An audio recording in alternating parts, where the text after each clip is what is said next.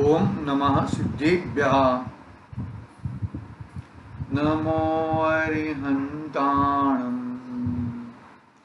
नमो सिद्धाणं नमो आयर्याणं नमो वज्रायाणं नमो लोहे सब्साहुणं मंगलं भगवान् वीरो मंगलं गौतमो मंगलं कुंदकुंडार्यो जैनधर्मोऽस्तु मंगलम् सर्वमंगल्यमंगल्यं सर्वकल्याणकारकं प्रधानं सर्वधर्माणां जैनं जयतु शासनं जैनं जयतु शासनं येनात्मबुद्धयात्मेव परत्वेनेव चापरम् अक्षयानन्दबोधाय तस्मै सिद्धात्मने नमः। चेतिले चेतन चेत्या विना केम चालसे।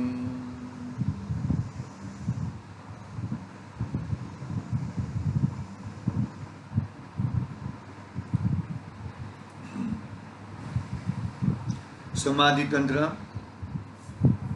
समर्थाचार्य पूज्यपाद स्वामी का महान ग्रंथ अध्यात्म से ओतप्रोत। अध्यात्म का फल अपना स्वभाव, वस्तु का स्वभाव वो होना चाहिए, वही है। लेकिन ये अध्यात्म का फल और कुछ मांगेगा तो सही मायने में वो अध्यात्म नहीं है, वो बस एक क्रिया है, रूटीन क्रिया। अध्यात्म का फल अपने स्वरूप का चिंतन, अपनी वस्तु की पहचान, वो अध्यात्म का चिंतन होना चाहिए। अध्यात्म का फल, अध्यात्म का चिंतन से फल मतलब ये क्या लगता है उसे कि मैं अध्यात्म करूंगा और मुझे फायदा हो जाएगा, वो नहीं है। यहाँ पर वेद विज्ञान ही पराकाष्ठा है तेरी।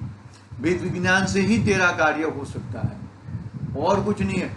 वेद विज्ञान की मतलब वेद विज्ञान इतना मजबूत होना चाहिए कि जीव जुदा पुद्गल जुदा, वो हर समय पुद्गल का उसकी कार्य वो स्वयं कर सकता है, जीव उसका कार्य स्वयं कर सकता है।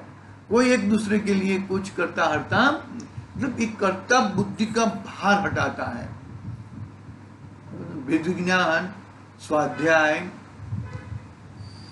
कर्ता बुद्धि का भार हटाता है, और ये कर्ता बुद्धि तो रहती है निरंतर, तो फिर फायदा क्या हुआ? कुछ फायदा होता नहीं है। मतलब बहिरात्मपना छोड़ना है, त्यजना है। कैसा बहिरात्मपना? कैसा है कि दूसरे में अपनापन मान लिया है और अपने को तो भूल ही गया है। दूसरी चीज में अपनापन मान लिया है। शरीर है, घर है, परिवार है, इन सब में अपनापन मान लिया है। ये सब में अपनापन मानने से वो क्या लगता है उसे, यही मेरा है, उससे मेरा कार्य होता है। ये बहिरात्मपना, ये बहुत बड़ी भूल है। भूल को हमें निकालना है। भूल कैसे निकले? बहुत ही पुरुषार्थ से ही निकलेगा। सही दिशा में पुरुषार्थ, दिशा बरोबर सही होनी चाहिए। अपना स्वाध्याय गाथा क्रमांक 4 के ऊपर चल रहा है। आत्मा के 3 भेद बताए, बहिरात्मा, अंतरात्मा और परमात्मा। मध्य दशा अंतरात्मा ऐसी है कि जो बहिरात्मा में जाने नहीं देती और उत्तरोत्तर पुरुषार्थ करके परमात्मा बना प्रकट हो जाता है। छठालय में भी बात कही थी, छठालय में भी तीसरी ढाल समझ लेना बरोबर अच्छी तरह से। आत्म को हित है सुख जो सुख आकुलता बीन कहिए। जो ये वो है ढाल, तीसरी ढाल इतनी जबरदस्त ढाल है कि वो पहले और दूसरे ढाल के जो विषय हैं वहां पर जाने नहीं देती, और उत्तरोत्तर पुरुषार्थ करके सम्यक ज्ञान प्रकट करके बाद में क्या है, भाव भावना पूर्वक आगे बढ़ गए, मुनि दीक्षा धारण करके सकल परमात्मा निकल परमात्मा तक पहुंचाती है। मार्ग है ना भाई, वो मार्ग इधर नहीं जाता, उल्टी दिशा में नहीं जाता, ऐसे ऐसे मार्ग आगे आगे आगे बढ़ते जाता है। वो खतरनाक है वो ढाल। खतरनाक बोले तो खतरनाक का मतलब ऐसा मत सोचना, अरे तुम्हारी वस्तु सम्यक दर्शन की ढाल गई ना, वो सम्यक दर्शन की ढाल गई तो अंतरात्मा, यानी कि अंतरात्मा कब होएगा कि सम्यक दर्शन सहित होएगा, तब अंतरात्मा होएगा। चतुर्गुण स्थान ये पहला पड़ाव है अंतरात्मा का, फिर अंतिम पड़ाव तो 12वें गुण स्थान में। 12वें गुण स्थान क्या है, वितरागता, संपूर्ण वितरागता प्रकट होते ही अंतरात्मा का पड़ाव इतना लंबा है। फिर 13वें गुण स्थान में जाए ज्ञा शक्ति, सर्वज्ञ शक्ति प्रकट होती है पर्याय में। स्वभाव में तो है, अपव्य को भी है, बात आ गई अपनी।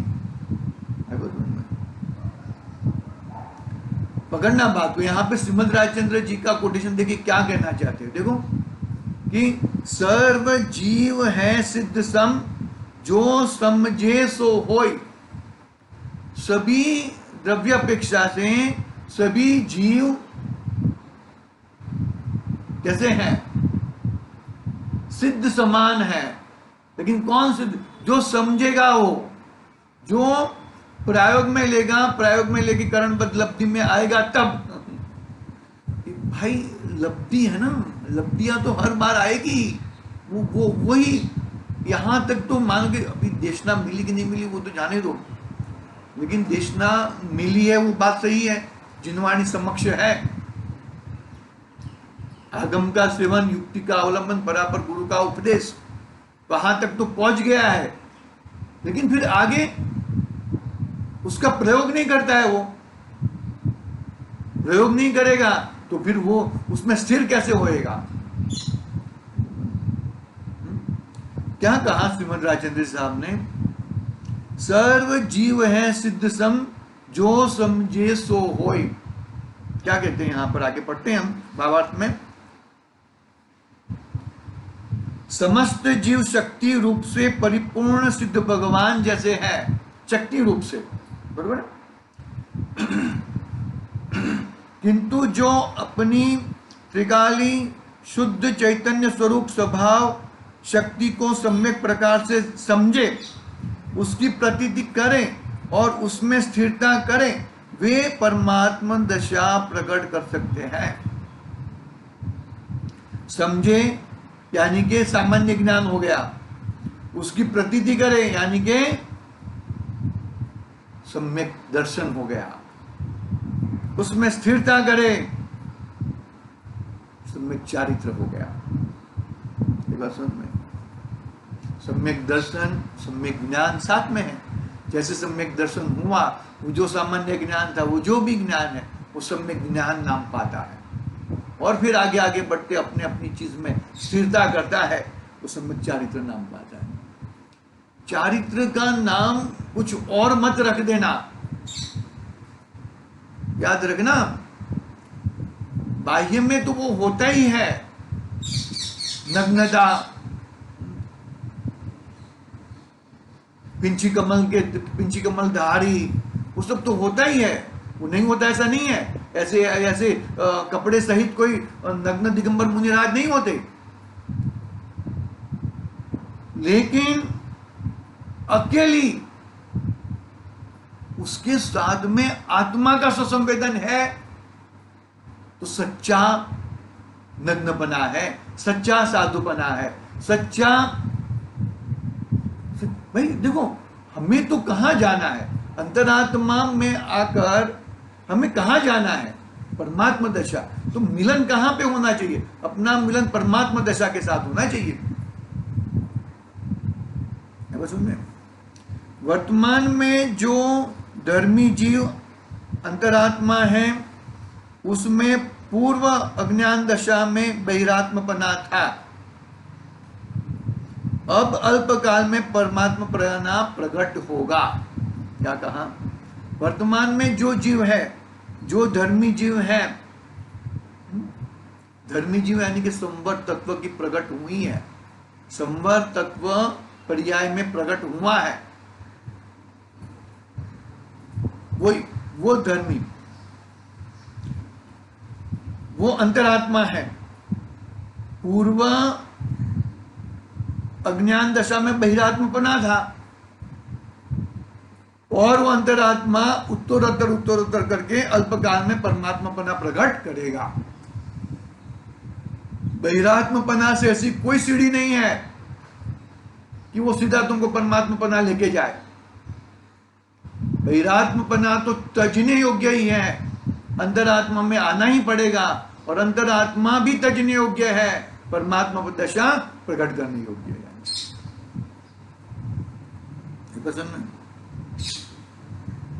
परमात्मा पद को प्राप्त हुए श्री अरिहंत और सिद्ध भगवान को भी पूर्व में बहिरात्मा दशा थी।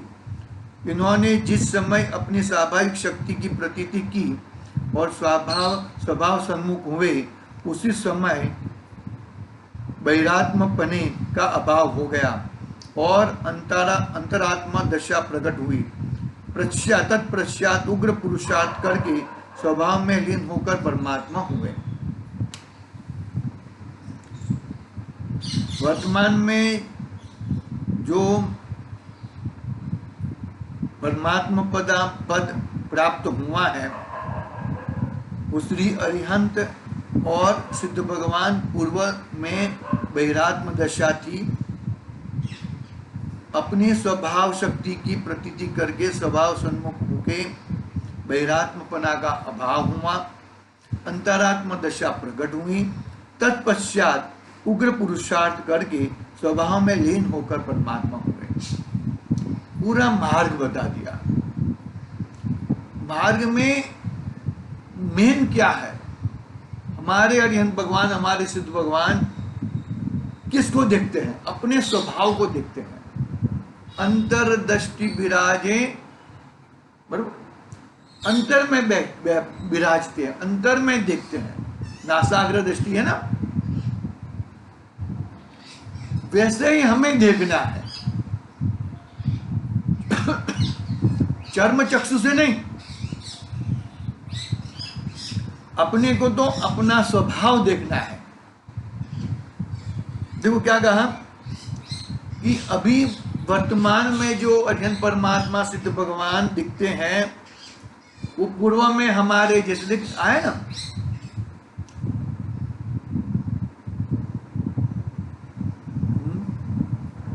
भूतकाल प्रभु आपका, वह वर्तमान मेरा, वर्तमान जो आपका, वह भविष्य मम जान। है ना?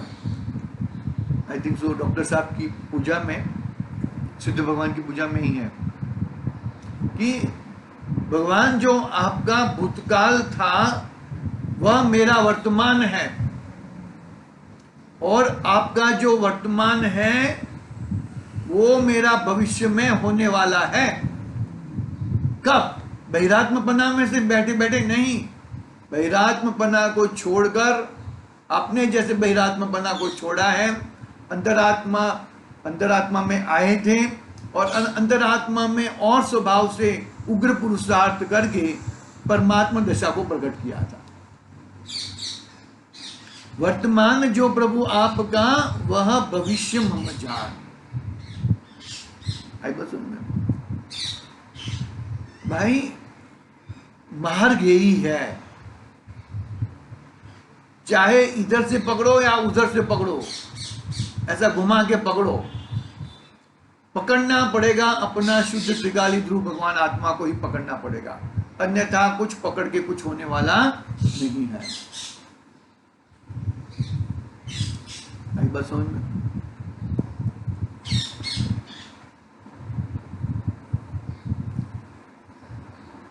पकड़ना, बात को अच्छी तरह से पकड़ना, पकड़ के बहुत मजबूताई से अंदर में ठहर जाना, बरोबर है?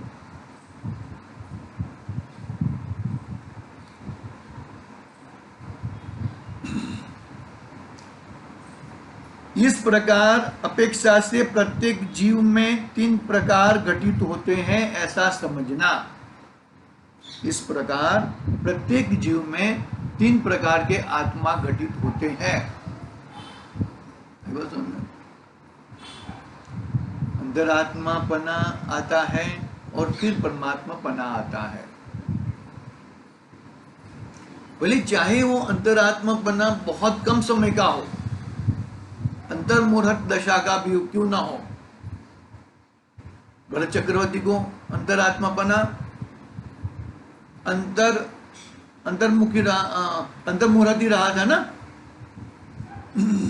भले कम समय का हो, ऐसी कोई बात नहीं है, ऐसी कोई बड़ी बात नहीं है, लेकिन जितना भी समय है इतना समय स्वभाव का चिंतन। एक्चुअली ऐसे देखा जाए भरत चक्रवर्ती तो सम्यक दृष्टि तो थे ही,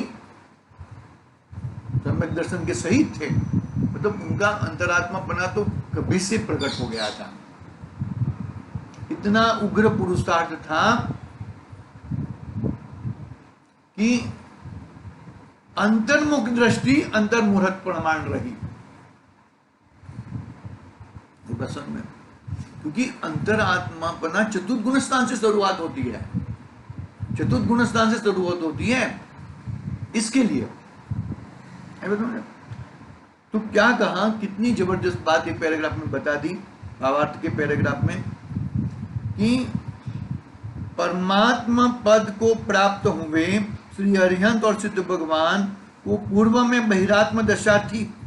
इन्होंने जिस समय अपनी स्वाभाविक शक्ति की प्रतीति की और स्वभाव सन्मुख हुए, उस समय उनके बहिरात्म पने का अभाव हो गया।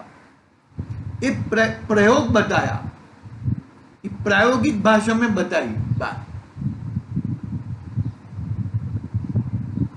देखो इन्होंने डॉक्टरी प्राप्त की तो कैसे प्राप्त की, कितना कितना घंटा कैसे कैसे पढ़ते थे, किस तरह से पढ़ते थे, लिख के पढ़ते थे कि क्या करके पढ़ते थे, वो सब बताया, बरोबर है? तो वो सब बताने का मतलब क्या है कि वो सब बता के तुम अंतरात्मा बनो, अपने स्वभाव में आओ।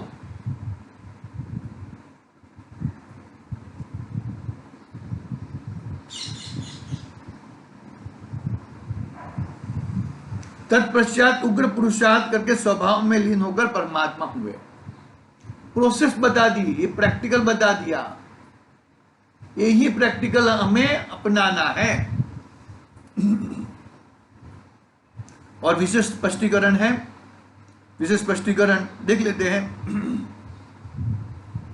अंतरात्मा, परमात्मा और बहिरात्मा की थोड़ी थोड़ी बात कही है। बहिरात्मा की, जो बहिरात्मा किसे कहते हैं उसकी परिभाषा पढ़ लेता हूं मैं, विशेष रहेगा तो कल बात करेंगे उसके लिए।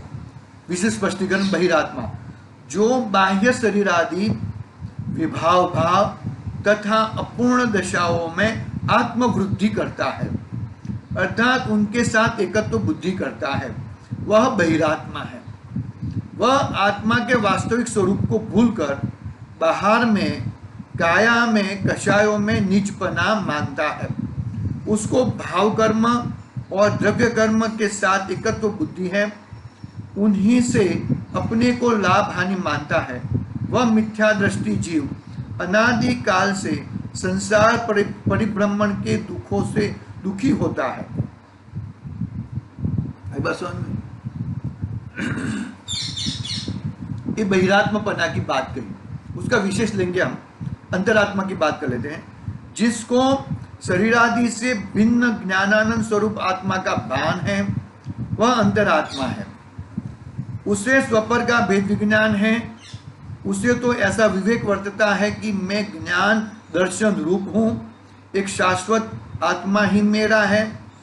अन्य सब संयोग लक्षण रूप अर्थात व्यवहार रूप जो भाव है वो सब मुझसे भिन्न है, मुझसे बाह्य है। ऐसा सम्यक दृष्टि आत्मा मोक्ष मार्ग में स्थित है। और जिसने परमात्मा, जिसने अनंत ज्ञान दर्शन आदि रूप से रूप चैतन्य शक्तियों का पूर्ण रूप विकास करके सर्वज्ञ पद प्राप्त किया है, वे परमात्मा है। एक बात समझ में, ये पाठ है वितराग विज्ञान में, पाठ है आत्मा परमात्मा, उसमें बहुत अच्छा विश्लेषण किया है। इसी के माध्यम से किया है। ठीक है, आज की बात यहाँ पे पूरी करते हैं, कल बात करेंगे। आज के लिए ओम नमः सिद्धि।